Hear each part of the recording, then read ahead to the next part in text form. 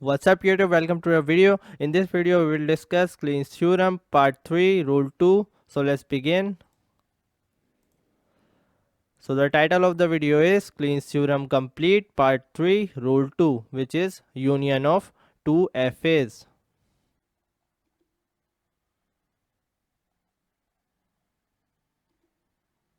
So here we have part 3 rule 2, and FA means finite automata, while FA1 is the name of this finite automata, and RE means regular expression, and R1 is the name of this regular expression.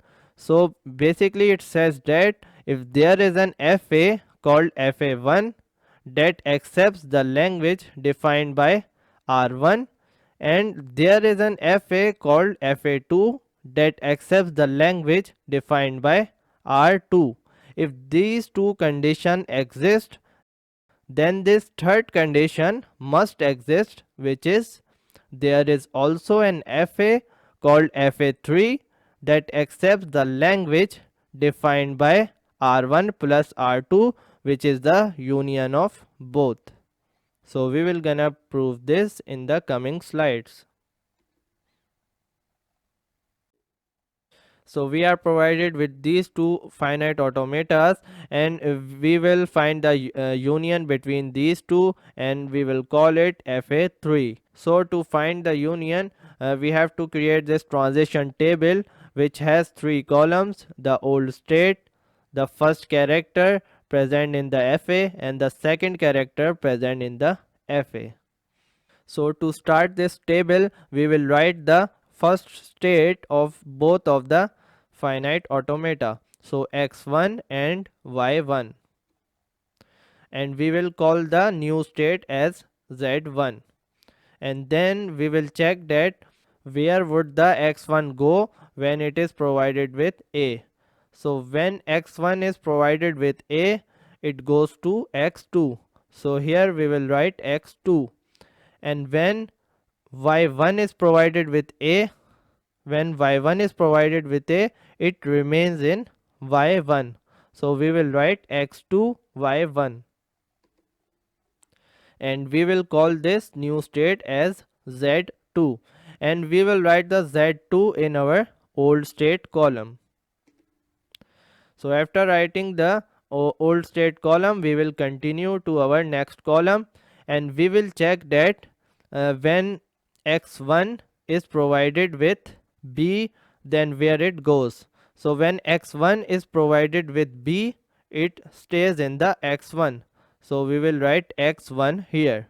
And when y1 is provided with b, where it goes.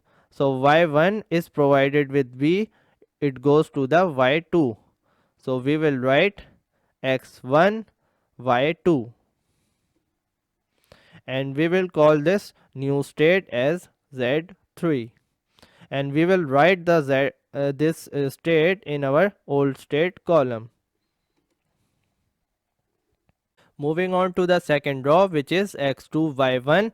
So we are in the state of x2, and when the input is a, it will go inside the x3. So we will write x3 here, and we are in the state of y1. So when the input is a, it remains in the y1. So we will write x3 y1, and we will call it as z4, and we will write the new state in our old state column. Now moving on to our second column. So we are in the state of x2, and when the input is b, the x2 goes inside the x1. So we will write x1 here, and we are in the state of y1.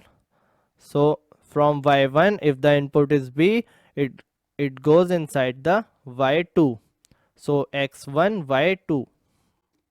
So we named it as z3 because it was found before. Here it was found earlier, x1 y2, and we named it as z3, so it remains as z3. Now similarly, we have completed a table. We were in x1 y2. So from x1, when a arrives, we go inside the x2. So here is x2, and we are in y2. So when A arrives, we go inside the y1. So here is y1, and we named it as z2 because it was found before. And again we are inside the x1, and the input is B, so we remains in the x1. Here you can see that. And we are in y2, and the input is B, so we remains in the y2. You can see that here is the y2. We can see that a new state was found here, so we will write it as well. So in the old state, and then from x3, when the input is A, it remains in the x3, and inside the y2, when input is A, it goes inside the y1. So here is the y1. So we have solved it as well. Now the table has been completed. The last thing to do is to decide the which state would be the initial state, and which of the z states would be our final states. So our first state is always our initial state, and by this rule we will tell that which states are our final state. So if any z state has even one final state, it will become final state itself. So what does this mean? It means that either this x or this y state is a final state, the z state would become the final state. So we will check x2, it is not a final state. Then we will check y1, it is not a final state, so this is not a final state. And then we will check the z3. So x1 is a final state, no, but y2 is a final state, so z3 is a final state. Now for z4, x3 is a final state, so it would also become the final state. For z5, both the x3 and y2 are the final state, so it would also become the final state. So we represent the initial state as minus, and the final state as plus sign. Moving on to the next slide.